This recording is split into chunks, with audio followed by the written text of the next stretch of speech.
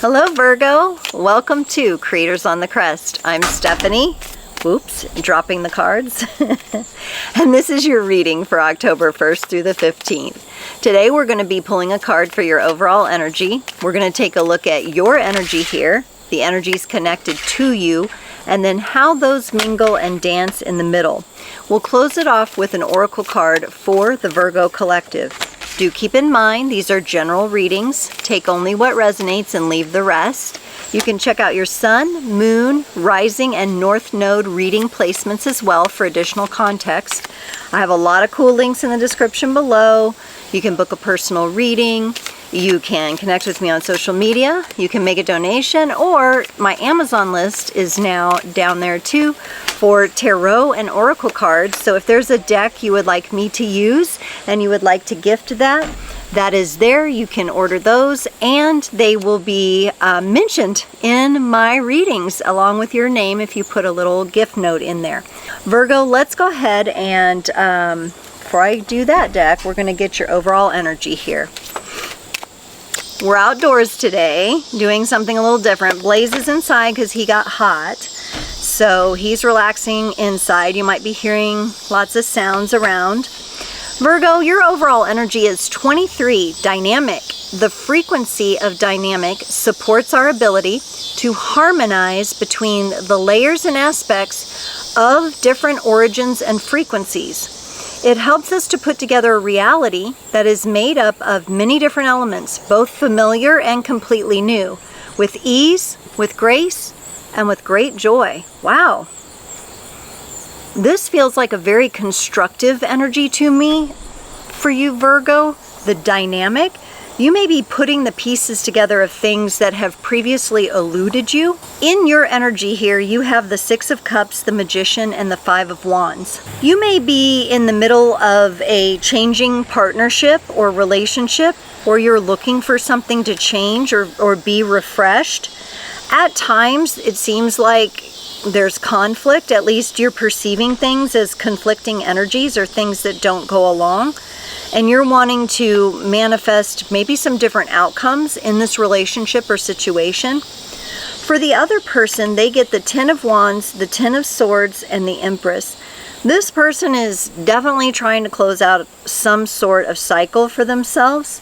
I feel like they're at the end of it, but they might still be in the energy of it a little bit. They're having trouble fully embodying the new. And they may be having trouble receiving as well, receiving the words you're saying, receiving compliments, receiving the gifts that you might be bringing to the situation. And I don't think it's personal to you. I think they just might be having trouble in general. For the energy of the connection, we have the Seven of Swords and the Nine of Swords. Anytime there's one energy giving and the other that's on the receiving end is having trouble receiving, it kind of creates a stalemate kind of a situation, or a pause kind of a situation, where it would allow maybe for both of you to get caught up in thoughts that aren't really the healthiest for the connection itself. Adding stress where stress is not needed, and maybe that's why the frequency of dynamic and being dynamic came up, because there really are familiar things going on here, or maybe even old ways and new ways coming in. As the gears are shifting here, especially for this other person who's ending some cycles with things, it may not come into the picture perfect, way that Virgo wants it to come together quite yet. Doesn't mean it never will. Just means right now, it may not be exactly how you want it to be. Let's look at this Six of Cups, the Hanged Man, and the Ace of Wands. So there you are, wanting to make a gesture, wanting to make some progress towards somebody. You're trying to come at it from a really lighthearted kind of place, but you end up a little confused because, like I said, this person may not be receiving the energies as you're intending them, or they're just unable to, or they're not seeing it quite as clearly as they should. They're closed off for their own reasons. This kind of sends you back into an energy with yourself that I think at times with this Hangman, you're uncomfortable with that. But we have to also remember it's important for you to look within for some of the answers. And as much as you are so giving and so self-sacrificing to others, this may be an energy that's trying to tell you, hey, how can you give back to yourself? So someone didn't receive your compliment. So someone didn't quite take something like you wanted them to. They didn't quite give you the praise or give you the response you wanted. How can you find some peace back within yourself, and how can you give that very same thing to yourself and then receive it the way you want to be received by others? For the Magician, you get the Six of Cups again. There it is, that Virgo energy of wanting to serve others and to help others. And the Ace of Pentacles. Yeah, you're not going to stop trying. You're not going... I think there's a part of you that thinks, well, if I take my attention from giving to someone else and I start to give to myself, then like that's not okay, or it's unnatural. You know, you're kind of trapped in this bit of energy where it's almost like the universe wants you to save some of what you're giving for yourself, for your own energies, and maybe repackage it and offer it in a different way or a different timing. You're being asked to kind of save some of these energies for yourself instead of giving them away so freely, because I think it's draining you or it's making you upset. And it's definitely like throwing some challenging energies into the connective energies. Let's look at this Five of Wands, the Two of Pentacles, and the Five of Wands. Yes, so when you are giving to someone else, let's say this pentacle here, and you lean into that, and you know it causes conflict, but you lean into it anyway, you're only going to get more conflict. When really you could bring these two pentacles together and hold them close to your heart and work with that energy for yourself right now. Because I feel like as you're trying to give away that energy, the universe is saying to you, hold on to that. It doesn't mean you're not going to be a giving person. I think you're afraid you're going to be seen as like selfish or not giving if you pull back a little bit. But really this is a healthy kind of pullback, a dynamic kind of pullback that you're supposed to be experiencing and harmonizing and actually getting used to a different frequency of connection. Let's look at this person's side. For the Ten of Wands, they got the Knight of Swords and the Tower. Whatever it is that this person went through, they're carrying something pretty heavy emotionally. It kind of tore their world down or tore them down inside, and there's a lot of times that they just want to run away from it and not deal with it. They get really kind of like afraid of dealing with it, afraid of forgiving themselves, afraid of the atonement that they need to do, afraid of, I don't know, it's almost like this person's gotten comfortable with the burden on one hand, and on the other hand, they're trying to escape it. They're definitely having this push-pull inside them, and I feel like if they haven't already kind of had a breakdown, it definitely is on the horizon for them with it, unless they can stabilize these energies somehow. For the Ten of Swords, they get the Nine of Cups and the Two of Wands. This is a little bit better. This is the energy of feeling a bit more emotionally stable. This is the feeling of taking a look at the emotions, being somebody who's proud and being proud of how far they've come. There might still be some contemplation, but instead of carrying the burden, they're kind of working with the different elements of the burden one at a time.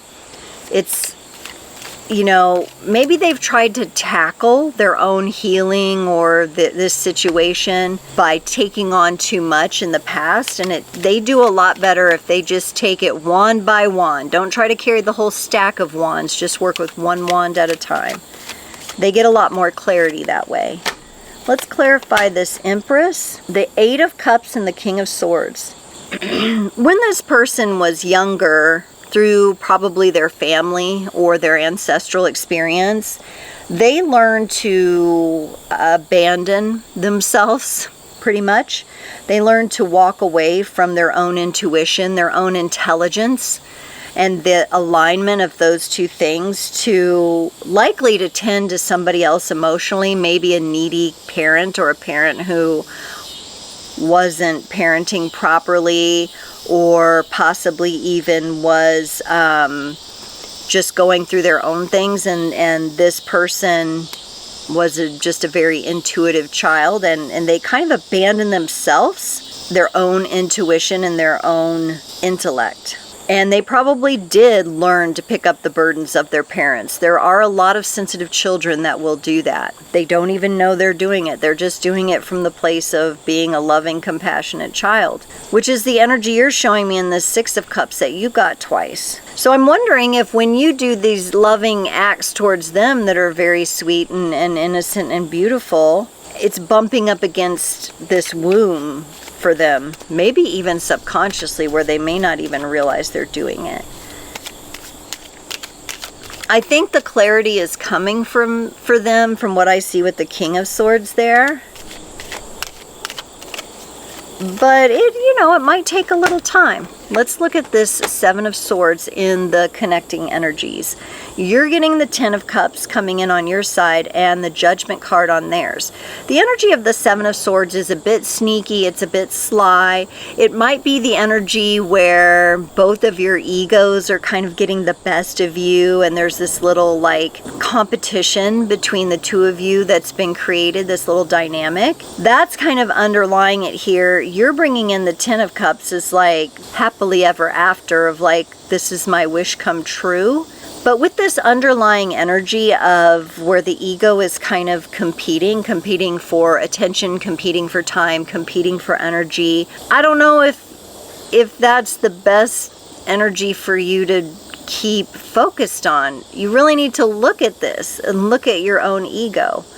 With them bringing in the Judgment card, that would be a stripping down of the ego. The people are naked, vulnerable. The angel is calling to them to basically to come to terms with the actions that they've taken, the burdens that they've picked up, and to start afresh. So there may be an element of this, Virgo. Your intentions are beautiful here, but you may be not fully taking a look at the parts of your ego that are influencing this. Maybe it's your need to be recognized, your need to be valued, but from the ego, not from a place of really feeling fulfilled, or looking to this person to fulfill that, if that's a gap for you, to fill that up. And that's a lot of burden to put on one person. For the Nine of Swords in the middle of the connection on your side, the Five of Swords, and on their side, the Eight of Swords. This is a whole lot of confusion and conflict, and this person to me seems like they shut down. You're kind of showing me the energy of like maybe you pick fights sometimes. You think you're right all the time when it comes to this, and what I'm not seeing here in the middle is the love. I don't see the love. When the two of you get in this place and you're having this little ego battle, I don't see the love here. And the love, both self-love, first self-love on both sides, and then coming together in the love of the connection on the other hand. That's what I'm not seeing yet here in the middle. I think you're rolling along with like, okay, it all looks great. Yeah, and you're holding that beautiful intention with that Ten of Cups, but are you really going through the healing that's needed? That would be what I would like to see for this relationship here, is that the two of you focus on the self-love, get that in place. Let it be okay for you to conserve some energy for yourself, Virgo. Making sure you're giving yourself enough self-care and self-love, and don't put as much pressure on the relationship or the person to do that. Okay, Virgo, let's get you a card from the Spirit de la Lune Oracle to close off your reading today. Virgo, you got number 9, Libra energy, the peacemaker. Librans are the peacemakers of the zodiac. They strive for harmony and balance in everything they do. They are wonderful listeners and make great counselors. Ruled by Venus, Relationships are a big part of their identity, and codependency could become an issue. Music can send them deep into their subconscious. It is important for this Aries sign to speak their truth even if it brings confrontation. Okay, so remember I said, Virgo, you might be picking fights or standing up for, you know, like, I'm right, you're wrong. It's that kind of energy. Let's embrace a little bit of the Libra energy. This is Libra season at the time I'm putting this video out. This has come up for you, Virgo. It's very close to you in the calendar. Some of you might live in those cusp energies. And at times I feel that the balance for you will be coming from out of the mind space and anchoring and down here in the heart, right? So you kind of the earthy energies, the mind space, come together and anchor in your heart, Virgo. And that would bring in those Libra balanced energies. And then that would have a reflection on this relationship that it actually looks quite beautiful. It's just that the other person is really going through something, and the relationship and the connection is going through some changes right now. Virgo, thank you so much for joining. I can't wait to see you next time.